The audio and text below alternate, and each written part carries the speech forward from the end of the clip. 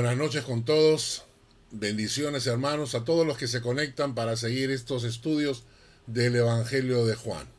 La semana pasada estamos estudiando la última parte del capítulo 12, empezando con el versículo 37, y nos quedamos en el versículo 37.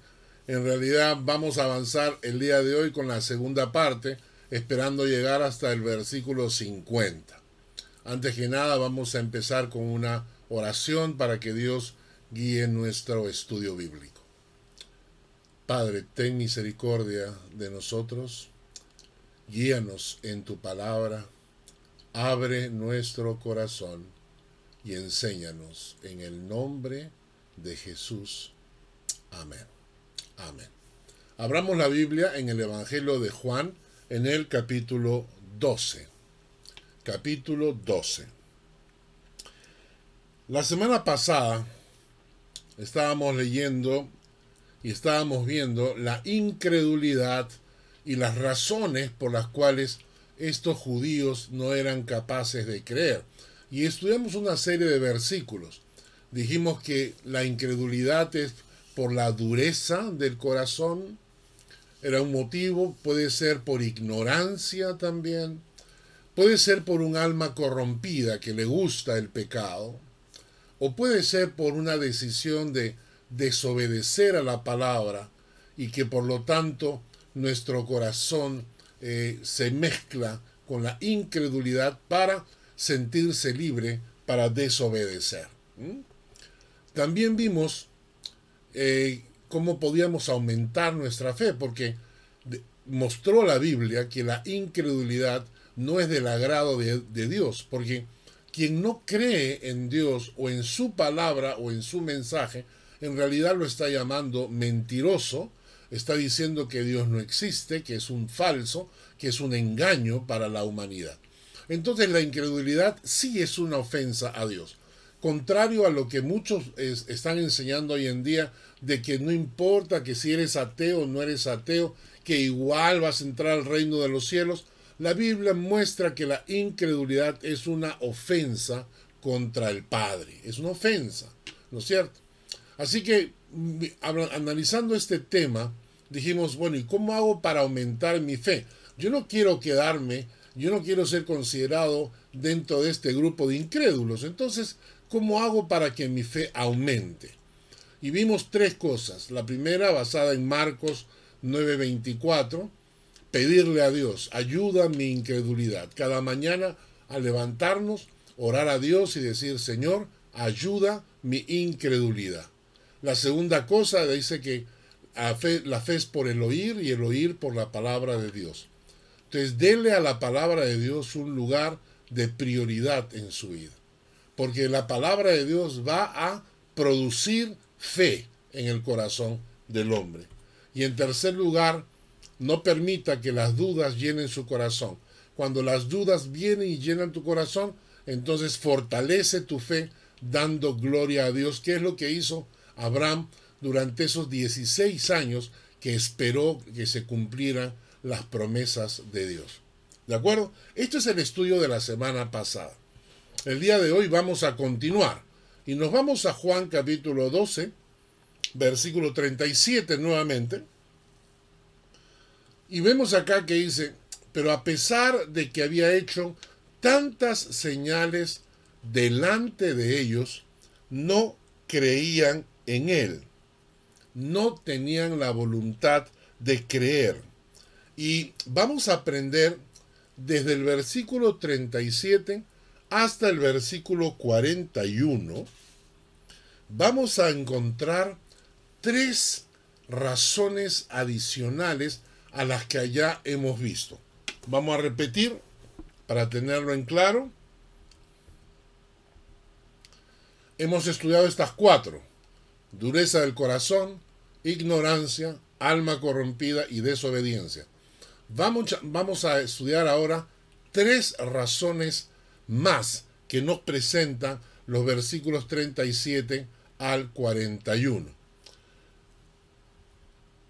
Dice el versículo 38, para que se cumpliese la palabra del profeta Isaías, que dijo: Señor, ¿quién ha creído a nuestro anuncio y a quién se ha revelado el brazo del Señor? Esta es una profecía dictada por el profeta Isaías 600 años antes. Y lo que nos está diciendo este texto es que la razón, y escúcheme bien, la razón por la cual estos judíos no creían en Jesucristo era porque en cierta manera se estaba cumpliendo la profecía escrita por el profeta Isaías. O sea, estos judíos no creían y no podían creer. ¿Por qué? Porque se cumplía en ellos una profecía escrita por el profeta Isaías 600 años antes. La profecía está escrita en Isaías capítulo 53, versículo 1. ¿Quién ha creído a nuestro anuncio? ¿Y sobre quién se ha manifestado el brazo de Jehová? La profecía de Isaías anunciaba la incredulidad de la gente cuando llegase el Mesías. La profecía indicaba que cuando Cristo viniese, las personas no iban a tener la disposición para creer. Por lo menos un grupo. Otros sí, pero un grupo, era el grupo religioso más cercano, los sacerdotes, los fariseos, los que se suponen que debían creer con mayor intensidad, en ellos se iba a cumplir esta profecía. En realidad hay una profecía que está dada para la segunda venida de Cristo, que dice lo siguiente: os digo que pronto les hará justicia, pero cuando venga el Hijo del Hombre, está hablando de la segunda venida de Cristo, hallará fe en la tierra. La profecía de Lucas capítulo 18, versículo 8 nos dice que en los últimos tiempos, cuando Cristo venga, no es que va a abundar la fe. Cuando ustedes escuchan a estos predicadores anunciando unas tremendos avivamientos y que la iglesia se va a reavivar y que el Espíritu de Dios se va a derramar por todas partes, les están mintiendo. La profecía indica que en los últimos tiempos va a haber un enfriamiento de la iglesia. La profecía dice que habiéndose multiplicado la maldad, el amor de muchos se enfriará. La profecía indica que en los últimos tiempos habrá engaño por todas partes. Nosotros en nuestra iglesia estamos teniendo esto. Jóvenes de 18, 20, 25 años que venían a la iglesia, de repente se han cruzado con doctrinas y enseñanzas de sectas nuevas, modernas, que enseñan absolutamente fuera de la Escritura, y ellos están creyendo. Los últimos tiempos están hablando de engaño. Dice la Biblia que por haberse multiplicado la maldad, el amor de muchos se enfriará. Dice la Escritura que será como en los tiempos de Noé, cuando nadie le hacía caso a Noé, sino que estarán casándose y dándose en casamiento, comiendo y bebiendo, disfrutando de la vida y no preocupándose de su eternidad. La Biblia enseña que en los últimos tiempos, cuando Jesucristo venga, no habrá avivamiento.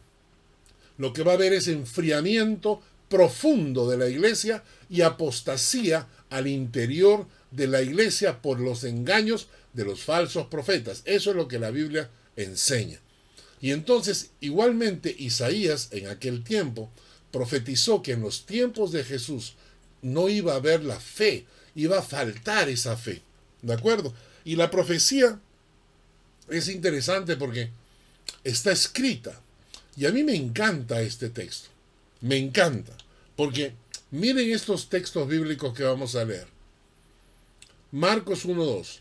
Como está escrito en Isaías el profeta: he aquí yo envío mi mensajero delante de tu faz, el cual preparará tu camino delante de mí. Profecía sobre Juan el Bautista, escrita por Isaías 600 años antes de Cristo. Marcos 7:6. Respondió él y les dijo: hipócritas, Bien profetizó de vosotros Isaías, como está escrito, este pueblo de labios me honra, mas su corazón está lejos de mí. Es interesante, ¿no? Este pueblo de labios me honra, mas su corazón está lejos de mí. Es una profecía que había dado Isaías 600 años antes. Juan 12, cuando vimos que Jesús entra a Jerusalén, entonces encontramos este texto. Y halló Jesús un asnillo y montó sobre él, como está escrito. Como está escrito. Y en Mateo 26, 56 encontramos este texto. Mas todo esto sucede para que se cumplan las escrituras de los profetas. Entonces todos los discípulos, dejándolo, huyeron. Esto es cuando lo apresan a Jesús. Pero noten esta frase. Todo esto sucede para que se cumplan las escrituras de los profetas. Si tuvieras en tus manos un libro que te dice el futuro, ¿cómo lo tratarías? ¿Lo leerías todos los días o lo dejarías guardado en tu biblioteca? Un libro que te hace profecías de lo que va a ocurrir después. Así deberíamos tratar a la Biblia. Hoy en día el Internet es la nueva moda. Hay mucha gente que se la da de sabio profético y les encanta hablar acerca de los últimos tiempos y las profecías, Israel y las guerras y lo que viene y todo este tipo de cosas porque apelan al engaño y la gente le encanta ese tema. Hoy en día a la gente le encanta el tema de Apocalipsis, ¿no? Y entonces tú entras al Internet y tienes un montón de gente que te habla de esos temas. ¿Quieres saber la verdad? Escudriña las escrituras. No te dejes engañar por mentiras, ni engaños, ni conspiraciones mundiales, y ni tanta mentira que hay hoy en día en el Internet. Estudia la Biblia. Si quieres conocer la verdad, estudia la Biblia para que no te engañen.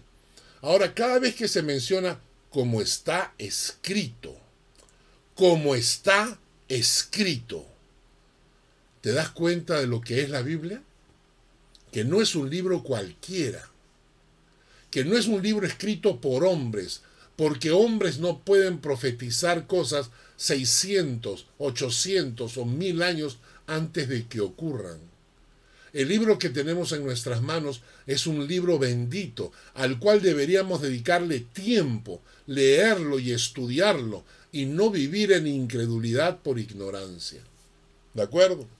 Ahora, la profecía bíblica no puede reescribirse. Me explico. La profecía bíblica no puede cambiarse. No podemos alterar la profecía bíblica, ¿no?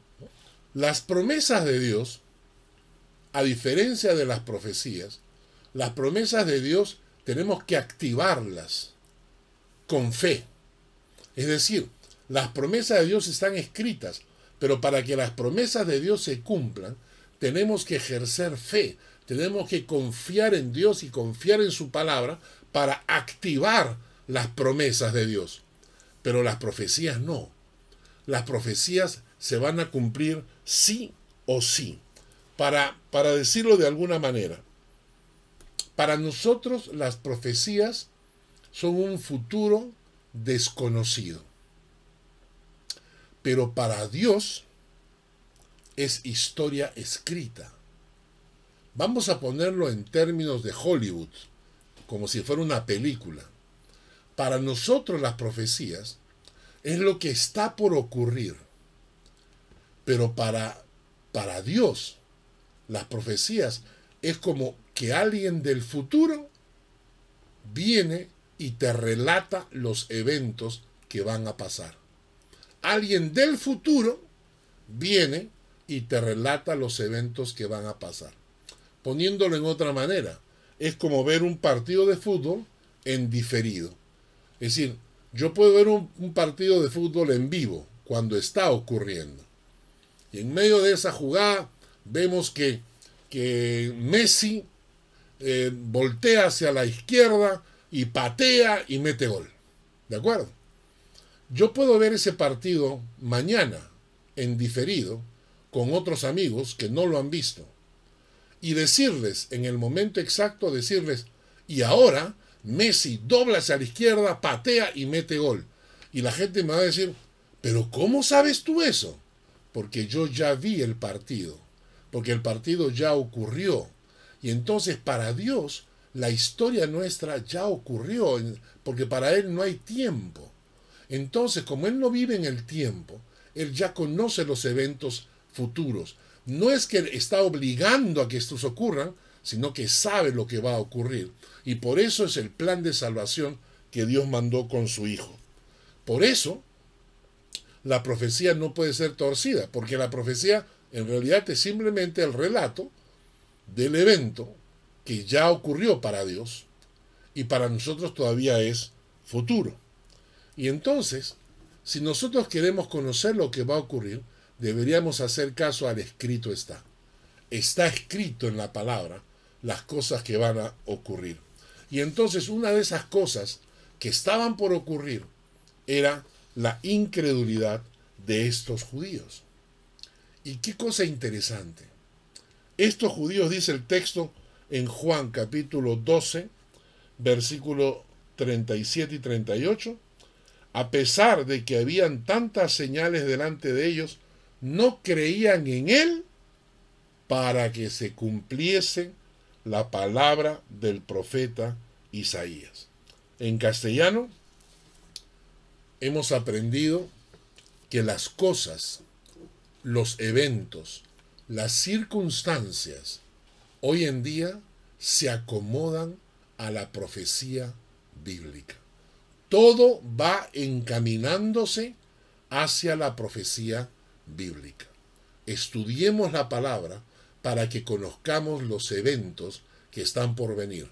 No se coman lo que aparece en el internet por cualquier iluminado que dice tener investigaciones especiales. Métanse en la palabra y aprendan de la palabra. ¿De acuerdo? Voy a darles un ejemplo muy simple. Hace unos meses atrás escuché que en algunas ciudades se estaba escuchando un ruido en el cielo. ¿Ya? Se escuchaba un ruido en el cielo. Inmediatamente mucha gente comenzó a salir y decir que eran las trompetas de Apocalipsis. Si ustedes estudian Apocalipsis se dan cuenta que las trompetas no ocurren al principio. Primero tienen que abrirse los sellos que están escritos en Apocalipsis. Después vienen las trompetas y por último vienen las copas de la ira de Dios. Entonces yo le decía a la gente, no son las trompetas porque todavía no se han derramado, no se han abierto los sellos que nos enseña Apocalipsis. Si quieres saber lo que hay en el cielo, lee Apocalipsis, capítulo 2, 3, 4, 5. Ahí te enseñan cómo es el cielo. Entonces, no escuches a esa gente que dice, yo estuve en el cielo y vi angelitos de color amarillo. No hay, pues. Estudie la Biblia para que sepas lo que las profecías enseñan. ¿De acuerdo? Esta es la primera enseñanza. Entonces, la primera enseñanza es que los judíos no podían creer, incredulidad, para que se cumpliera la profecía de Isaías. Vamos a seguir con Juan capítulo 12, versículos 39 al 41. Juan capítulo 12, versículo 39 al 41. Y aquí vamos a encontrar dos verdades más. Repito, la primera verdad, para que se cumplan las escrituras. Los judíos no creían para que se cumplieran las escrituras. Segunda enseñanza. En Juan 12, 39 al 41 nos dice, por esto no podían creer. Noten esa frase. Por esto no podían creer, porque también dijo Isaías, cegó los ojos de ellos y endureció su corazón, para que no vean con los ojos y entiendan con el corazón y se conviertan y yo los sane. Isaías dijo esto cuando vio su gloria y habló acerca de él. Juan está hablando de otra profecía. En Isaías capítulo 6, versículos 8 al 11. Dice, después oí la voz del Señor que decía, ¿a quién enviaré y quién irá por nosotros? Entonces respondí yo, heme aquí, envíame a mí. Y dijo, anda, y di a este pueblo, oíd bien y no entendáis. Ved, por cierto, mas no comprendáis. Engruesa el corazón de este pueblo, y agrava sus oídos, y ciega sus ojos, para que no vea con sus ojos, ni oiga con sus oídos, ni su corazón entienda, ni se convierta y haya para él sanidad. Y yo dije, ¿hasta cuándo, Señor? Y respondió él, hasta que... ¿Hasta cuándo? Hasta que... Lo que tenemos que entender que este pasaje parece duro, porque dice ahí, engruesa el corazón de este pueblo, agrava sus oídos, ciega sus ojos para que no vea con sus ojos, ni oiga con sus oídos, ni su corazón entienda, ni se convierta y haya para él sanidad. Parecería como que Dios es malo, ¿no? Pero aunque este pasaje parece duro, debemos entender que las personas en Juan capítulo 12, estas personas en las cuales se estaba cumpliendo esta profecía, eran judíos que habían visto los milagros del Señor. O sea, los judíos estaban persiguiendo a Cristo para matarlo, porque los milagros de Cristo eran obvios, porque todo el mundo había conocido al paralítico que caminó, al ciego que recibió la vista. Todo el mundo se pasaba la voz de la mujer con el flujo de sangre que fue sanada, la hija que se había muerto y que Jesús la resucitó, el hijo del potentado que Jesucristo lo resucitó. O sea, todos estos milagros estaban causando que la gente creyera en él. Y los sacerdotes y los fariseos no querían creer. O sea, no es que no tuvieron la oportunidad. Claro que tuvieron oportunidad. Claro que tuvieron oportunidad de creer. Y entonces, ¿qué pasa? En este pasaje nos está enseñando un segundo principio. Cosechan su necedad. Cosechan su necedad. Voy a explicarlo. Dios te da oportunidad de creer. Dios te presenta su mensaje y te da oportunidad de creer. No te está rogando ni suplicando que creas. Te está dando la oportunidad de salvación para tu vida. Te está dando oportunidad de salvación. ¿De acuerdo? No es que Dios esté limosneando, por favor, crean en mí. No es así. Dios ya vive en la eternidad. El que no vive en la eternidad somos nosotros. Entonces Dios nos da la oportunidad de creer.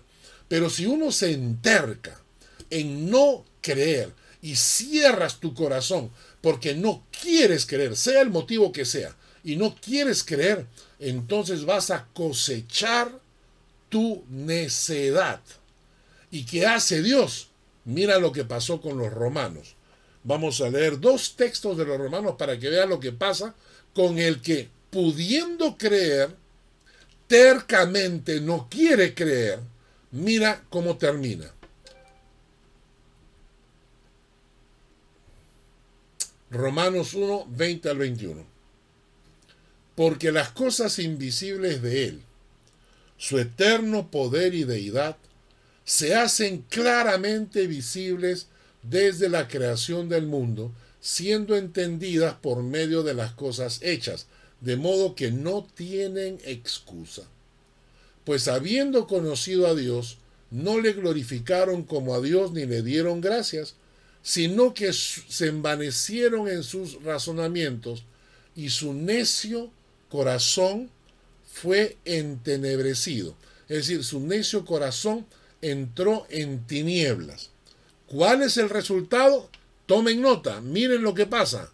El resultado, por lo cual también Dios los entregó a la inmundicia en la concupiscencia de sus corazones, de modo que deshonraron entre sí sus propios cuerpos, ya que cambiaron la verdad de Dios por la mentira, honrando y dando culto a las criaturas antes que el Creador, el cual es bendito por los siglos. Es decir, si yo tengo una posición terca, necia, de no querer creer ante toda la evidencia que Dios pone delante mío, ¿sabes qué ocurre? Dios te entrega a tus propias inmundicias, a tu propia concupiscencia. Dios te entrega a tu propio pecado. ¡Qué fuerte! ¡Qué fuerte! Por eso el texto que leíamos en Juan dice que cegó los ojos de ellos, endureció su corazón para que no vean con los ojos, para que no entiendan con el corazón. ¿Por qué? Porque se ganaron el derecho de su necedad. Por necios cosecharon su propia necedad. Y hay un pasaje que a mí me llama la atención. Miren este de acá. En 2 Tesalonicenses dice: entonces se manifestará aquel inicuo, a quien el Señor matará con el espíritu de su boca y destruirá con el resplandor de su venida. Está hablando de la venida del anticristo. Y dice: inicuo cuyo advenimiento es por obra de Satanás, con gran poder y señales y prodigios mentirosos, y con todo engaño de iniquidad para los que se pierden, por cuanto no recibieron el amor de la verdad para ser salvos. Notan ustedes, no recibieron el amor de la verdad para ser salvos. Eran gente que no está buscando la verdad. Es gente que está buscando la mentira, el engaño, la iniquidad. ¿Por qué? Porque se han cautivado con los poderes y las señales y los prodigios del diablo. Entonces mira el versículo 11. Por esto Dios les envía un poder engañoso para que crean a la mentira, a fin de que sean condenados todos los que no creyeron a la verdad, sino que se complacieron en la justicia. ¿Qué quiere decir esto? Que Dios, si tu corazón es necio, si tu corazón es tercamente necio y no quieres creer en la verdad, ¿sabes qué va a pasar? Que Dios te va a conceder un milagro. El milagro de creer en las mentiras del diablo. Por más absurdas que sean, yo lo he visto. Personas que creen las cosas más absurdas y ridículas que hay, la gente se los cree. Yo lo he visto en sectas y lo he visto muchas veces en muchas iglesias, incluyendo iglesias evangélicas, hoy en día donde hay esos falsos profetas, donde les venden la rosa que quita la envidia, les venden el chicle que sana, les venden la escoba que barre el pecado, o sea, tonterías, y la gente se los cree. ¿Por qué? Porque cuando tú no buscas la verdad, Dios te concede el privilegio de la ignorancia, te concede el privilegio de creer la mentira. Entonces, la segunda razón por la cual estos judíos no podían creer, la primera era para que se cumpla la escritura, pero la segunda era cosechar su propia necedad. Es decir, por ser necios, haber tenido la oportunidad de creer y no haber querido creer tercamente, entonces Dios te entrega a tu inmundicia, a tu pecado. Dios te suelta en la mentira para que creas la mentira. Dios te cierra tu corazón, tus ojos. ¿Por qué? Porque tu terquedad se ha ganado tu infierno. Qué fuerte, ¿no? Qué fuerte. Y la tercera cosa que aprendemos acá del pasaje que hemos leído es que la necedad, la incredulidad termina siendo usada por Dios para cumplir el plan de Dios para las naciones. Recuerden que Jesucristo va a ser crucificado. Para eso había venido. Él nació en este mundo para ser crucificado y morir por nuestros pecados. Así que tenía que llegar a la cruz. Y esta gente necia, estos judíos necios, con su incredulidad, van a llevar a Cristo al Calvario. Ellos, su maldad, la está usando Dios para cumplir sus planes de que Cristo muera en la cruz por nuestros pecados. Y hay un pensamiento que quiero que aprendamos de memoria. Dios usa todas las cosas para cumplir sus propósitos. Incluso usa el mal para su propia gloria y nuestro bien. Por eso la Biblia dice que a los que aman a Dios, todas las cosas les ayudan a bien. Entonces Dios puede usar inclusive la necedad, inclusive la incredulidad, inclusive la maldad de la gente para cumplir sus planes en esta tierra y para convertirlos en bien para nosotros. Qué preciosa enseñanza.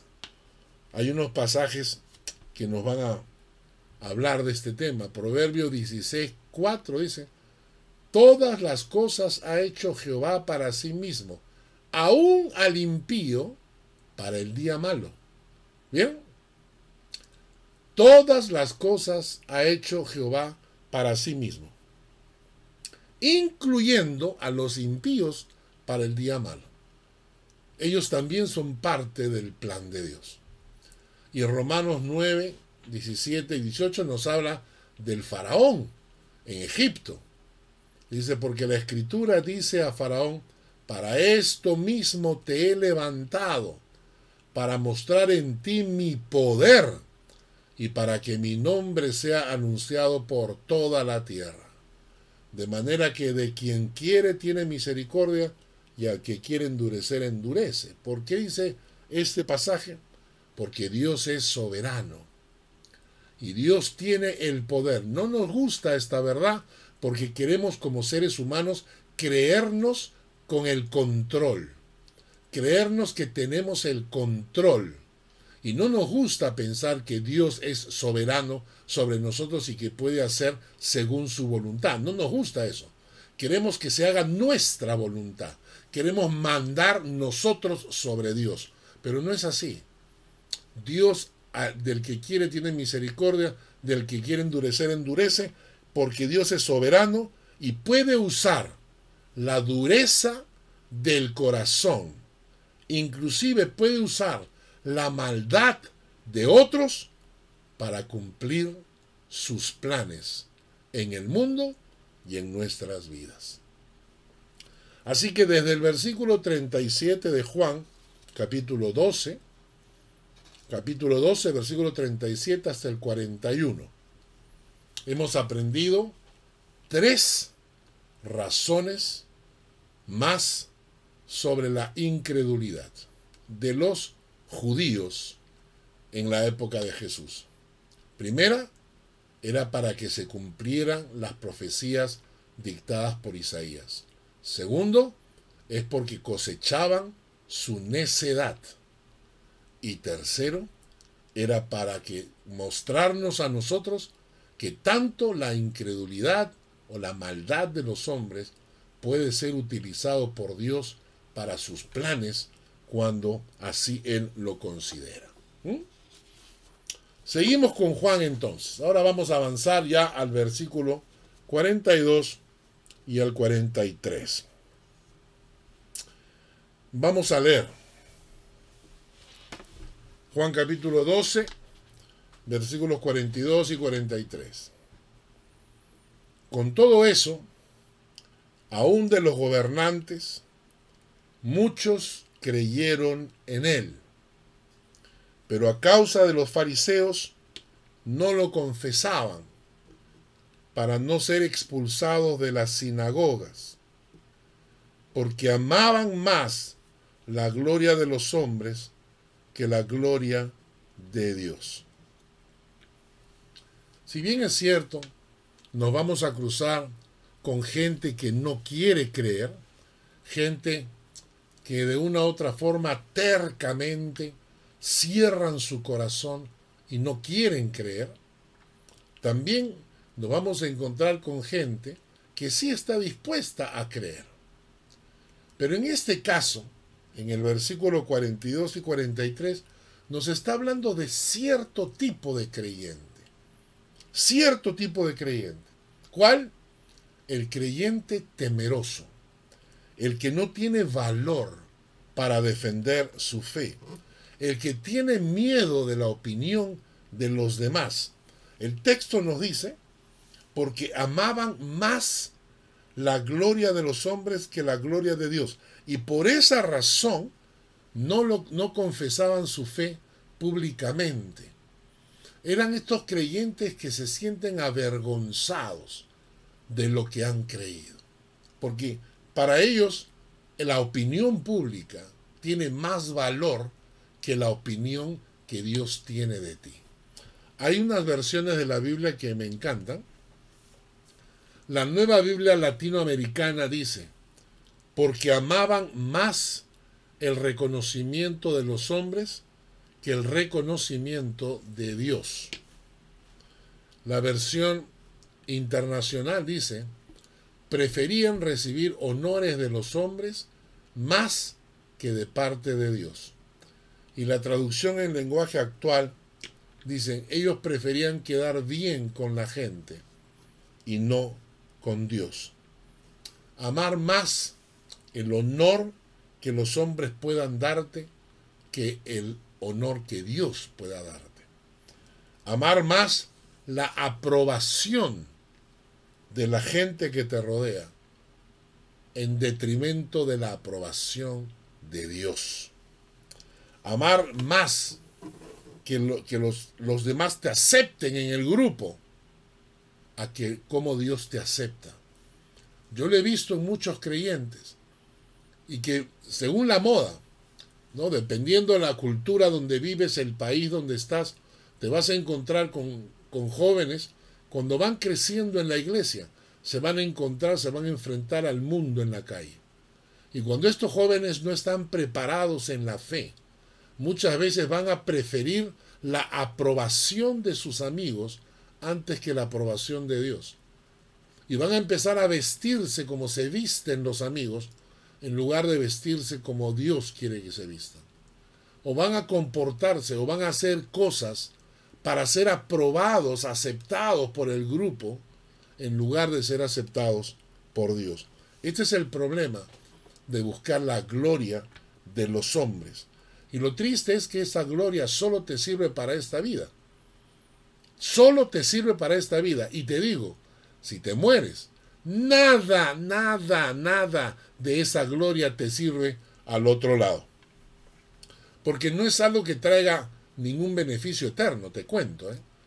La aprobación que tengas de la gente aquí en la tierra no te da ningún beneficio en la eternidad, ¿no?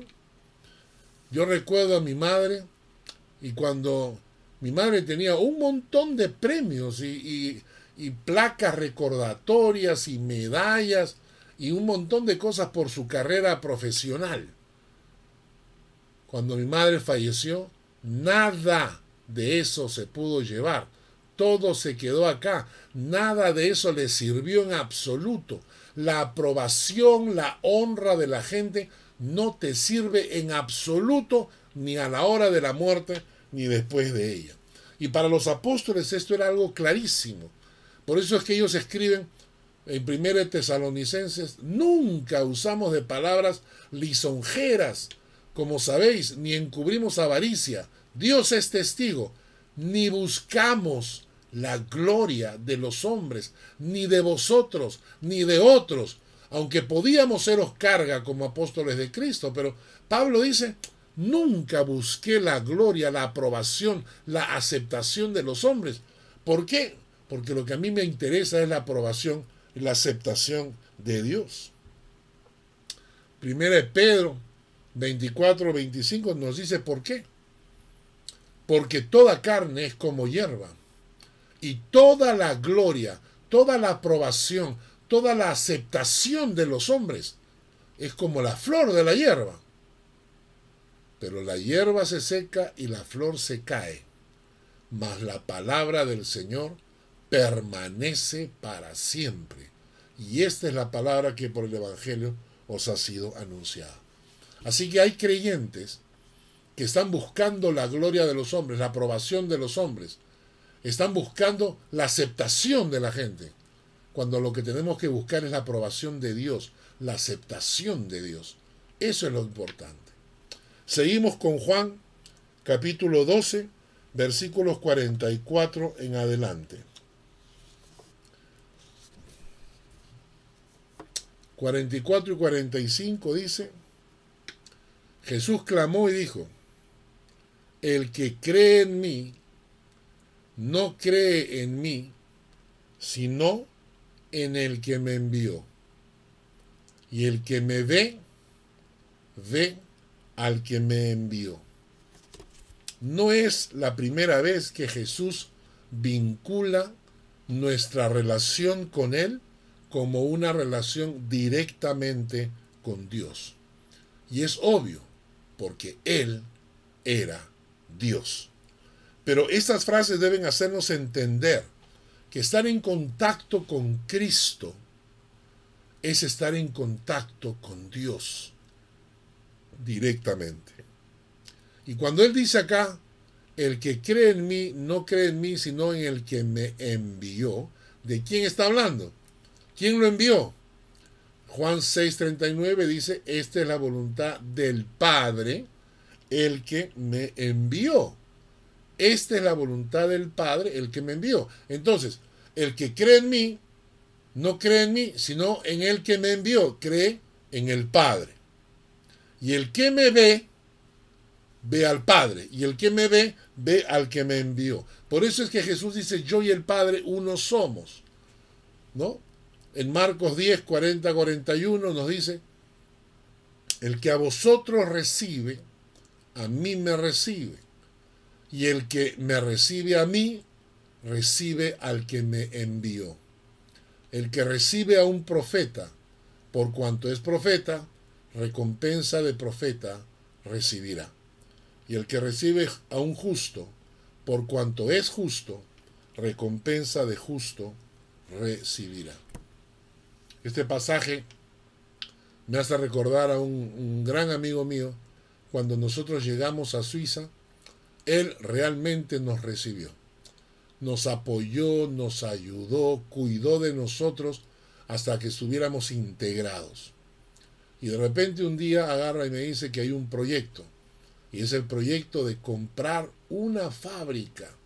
Comprar una fábrica sin tener el dinero para comprarla. Y yo le dije a él: cuando llegamos acá tú nos recibiste. Y la Biblia dice que el que recibe a un profeta, por cuanto es profeta, recompensa de profeta recibirá. Y el que recibe a un justo, por cuanto es justo, recompensa de justo recibirá. Y Dios lo bendijo con una fábrica. Con una fábrica. Una bendición de Dios. Así es Dios. Y por eso dice que el que a vosotros recibe, a mí me recibe. Y el que me recibe a mí, recibe al que me envió. Otro pasaje es en Marcos. Jesús dice: y tomó a un niño y lo puso en medio de ellos. Y tomándolo en sus brazos les dijo: el que reciba en mi nombre a un niño como este, me recibe a mí. Y el que a mí me recibe, no me recibe a mí, sino al que me envió. Qué lindo. El que me recibe a mí, no me recibe a mí, sino al que me envió. ¿Y cómo se canaliza? A través del niño, ¿no? El que recibe en mi nombre a un niño como este, me recibe a mí. Y el que me recibe a mí, no me recibe a mí, sino al que me envió. ¿A quién? Al Padre. Por último, Lucas 10:16 dice: el que a vosotros oye, a mí me oye. Y el que a vosotros desecha, a mí me desecha. Y el que me desecha a mí, desecha al que me envió. El que desecha a Jesucristo, desecha al Padre. El que desecha a Jesucristo está desechando al Dios del cielo. Hay un texto de la Trinidad. Dice, de cierto os digo, el que recibe al que yo enviaré, me recibe a mí. Y el que recibe a mí, recibe al que me envió. ¿A quién envió Jesucristo? Jesucristo dice, el que recibe al que yo enviaré. El pasaje está en Juan 15, 26. Cuando venga el Consolador, Espíritu Santo, a quien yo os enviaré del Padre. Que Jesucristo está diciendo en Juan 13, 20. El que recibe al que yo enviaré, el que recibe al Espíritu Santo, me recibe a mí, a Jesucristo. Y el que me recibe a mí, recibe al que me envió, al Padre. Ahí hay un texto que respalda la Trinidad. Espíritu Santo, Hijo y Padre. Qué precioso, ¿verdad? Continuamos con Juan 12, 46. Yo, la luz, he venido al mundo para que todo aquel que en mí no permanezca en tinieblas. Jesucristo nos dijo que Él era la luz del mundo. El que me sigue no andará en tinieblas, sino que tendrá la luz de la vida. Jesús dijo que Él era la luz del mundo, y el que lo siguiera no andaría en tinieblas. Y dice la Biblia que la luz en las tinieblas resplandece. Juan capítulo 1, versículo 1 al 5. En el principio era el verbo era con Dios, el verbo era Dios. Este era en el principio con Dios. Todas las cosas por Él fueron hechas, y sin Él nada de lo que ha sido hecho fue hecho. En Él estaba la vida. La vida era la luz de los hombres. La luz en las tinieblas resplandece, y las tinieblas no prevalecieron contra ella. Entonces, muy fácil, ¿no? Dice acá, primero Jesucristo trae vida. Versículo 4. En Él estaba la vida. O sea, Jesucristo lo primero que hace cuando entra en tu corazón, trae vida. Pero la vida viene acompañada, cuando viene a tu corazón, viene acompañada con la luz, porque Él es la luz. Esa luz resplandece en las tinieblas, y naturalmente las tinieblas no pueden vencer a la luz. Entonces, ¿qué nos está diciendo con esto? El proceso de conversión y de transformación de cada persona que es auténtico hijo de Dios. Cuando tú eres un auténtico hijo de Dios, hay transformación, porque la luz que llegó a tu corazón por medio de la vida que Jesucristo puso en tu corazón, esa luz en las tinieblas resplandece. Si una persona se dice cristiano y no ves que la luz de Cristo resplandece en su corazón, miente. No es un hijo de Dios. Para ser hijo de Dios, la luz en las tinieblas resplandece. ¿Y qué debemos hacer nosotros? Es fácil. Juan 1, 9 al 12. Aquella luz verdadera que alumbra a todo hombre venía a este mundo. En el mundo estaba, y el mundo por él fue hecho, pero el mundo no le conoció. A lo suyo vino, y los suyos no le recibieron. Mas a todos los que le recibieron, a los que creen en su nombre, les dio la potestad de ser hechos hijos de Dios. ¿Qué debemos hacer?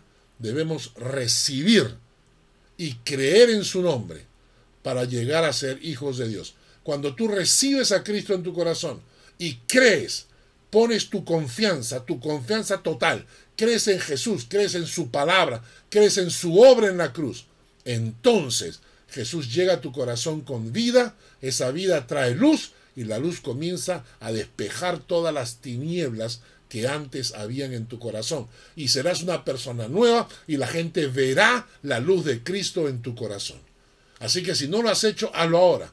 Arrodíllate en tu cuarto, pídele al Señor pídele al Señor que entre en tu corazón, recíbelo al Señor, cree en el Señor y entrégale tu vida para que veas la luz de Cristo resplandeciendo en tu alma. Y vamos a terminar este pasaje, Juan capítulo 12, con una porción interesante. Juan capítulo 12, versículo 47 al 50. Al que oye mis palabras y no las guarda, yo no le juzgo, porque no he venido a juzgar al mundo, sino a salvar al mundo. El que me rechaza y no recibe mis palabras, tiene quien le juzgue. La palabra que he hablado, ella le juzgará en el día postrero. Porque yo no he hablado por mi propia cuenta. El Padre que me envió, Él me dio mandamiento de lo que he de decir y de lo que he de hablar. Y sé que su mandamiento es vida eterna. Así pues, lo que yo hablo, lo hablo como el Padre me lo ha dicho. Ahora, quiero que repasemos para que vean ustedes la hilación del pensamiento. Estamos hablando de Juan 12 y vamos a ver el versículo 44 para que vean ustedes de qué está hablando. Primero empieza en el versículo 44 diciendo: el que cree en mí, no cree en mí, sino en el que me envió. Y el que me ve, ve al que me envió. Ok, está hablando de creer. Creer. Ok. Versículo 46 habla de la luz. He venido al mundo para que todo aquel que en mí no permanezca en tinieblas. Nos está hablando de, primero nos dice que hay que creer en Él, y segundo, que el creer en Él significa que la luz resplandece en tu corazón. Y el tercer tema, que está relacionado con creer en Jesucristo, con creer en el Padre, con tener la luz que ilumina tu corazón, ¿cuál es el tercer tema? La palabra. Ese es el tercer tema. Porque está diciendo, al que oye mis palabras y no las guarda, yo no lo juzgo. Versículo 48, el que me rechaza y no recibe mis palabras. Y el tema es las palabras de Dios. Es decir, yo creo en Jesucristo, en ese momento estoy creyendo en el Padre. Cuando creo en Jesucristo, viene a mi corazón la vida, y la vida trae la luz que resplandece en las tinieblas de mi corazón. Pero ¿cómo se sostiene la vida de un creyente? Con la palabra de Dios. Con sus palabras. Por eso es que nosotros creemos no solamente en el Padre, no solamente en Jesucristo, pero creemos en sus palabras y creemos en su obra en la cruz. Qué interesante relación. En el versículo 47 dice, hay gente que solo oye, pero no guarda. Al que oye mis palabras y no las guarda, yo no le juzgo. Jesús está diciendo que Él no ha venido a juzgarnos, pero no significa que no seremos juzgados. El versículo 48 nos dice que vamos a ser juzgados. ¿Quiénes van a ser juzgados? Los que oyen su palabra y no la guardan. Los que oyen su palabra y no la guardan serán juzgados. No seremos juzgados por Jesucristo, pero vamos a ser juzgados. Versículo 48 dice, el que me rechaza y no recibe mis palabras. Cuando yo rechazo a Jesucristo, rechazo sus palabras. Cuando yo no recibo sus palabras, rechazo a Jesucristo. Miren la relación que hay, ese matrimonio que hay entre Jesucristo y su palabra. Si yo rechazo su palabra, rechazo a Jesucristo. Y entonces dice, el que me rechaza no recibe mis palabras. Tiene quien le juzgue. ¿Sabes quién? La palabra que he hablado en el día postrero. Es decir, la propia palabra de Dios me va a juzgar. Todas esas personas serán juzgadas por la misma palabra de Dios. Por eso es necesario vivir de acuerdo a la palabra de Dios. Para que cuando la palabra me juzgue, diga, él vive de acuerdo a la palabra. Él vive de acuerdo a la palabra. En el versículo 49 dice, porque yo no he hablado por mi propia cuenta. El Padre que me envió, Él me dio mandamiento de lo que he de decir y de lo que he de hablar. Él me dio mandamiento de lo que he de decir y de lo que he de hablar. Y miren cómo termina el versículo 50. Y sé que su mandamiento es vida eterna. Las palabras de Dios, los mandatos de Dios, la escritura es vida eterna. Así pues, lo que yo hablo, lo hablo como el Padre me lo ha dicho. En conclusión, hermanos, Jesucristo está haciendo una invitación a creer. O sea, los últimos versículos está haciendo una invitación a creer. Él está diciendo, crean en mí. El que cree en mí, cree en el que me envió, en el Padre. Pero no solamente al momento de creer es un paso de confianza, sino que en ese momento la vida de Jesucristo entra en tu corazón, junto con la vida entra la luz de Cristo, y eso tiene que reflejarse en que la luz de Cristo va despejando las tinieblas de nuestro corazón. Si una persona se ha entregado a Jesucristo, veremos la luz de Cristo surgiendo en medio de esas tinieblas, en medio de ese corazón entenebrecido. ¿Y cómo sostenemos nuestra vida con Cristo? El que oye mi palabra y las guarda. Cuando oyes su palabra y la guardas, dice la palabra de Dios, es como construir tu casa sobre la roca. Que vendrán ríos, vendrán tempestades, darán duro contra tu vida, pero no te moverán, porque has construido tu vida sobre la roca. Que Dios bendiga su palabra en nuestro corazón y nos dé sabiduría para aplicarla a nuestra vida cotidiana. Vamos a orar. Gracias, Padre, por esta enseñanza y por tu palabra. Te pido nos bendigas y nos acompañes y apliques esta palabra a nuestras vidas. Usa esta enseñanza y este estudio como tú quieras y que llegue a los oídos de las personas que deben escucharlo. Sensibiliza nuestras vidas. Haznos instrumentos para que esta palabra llegue a otros. Te bendigo en el nombre de Jesús. Amén y amén. Que Dios les bendiga.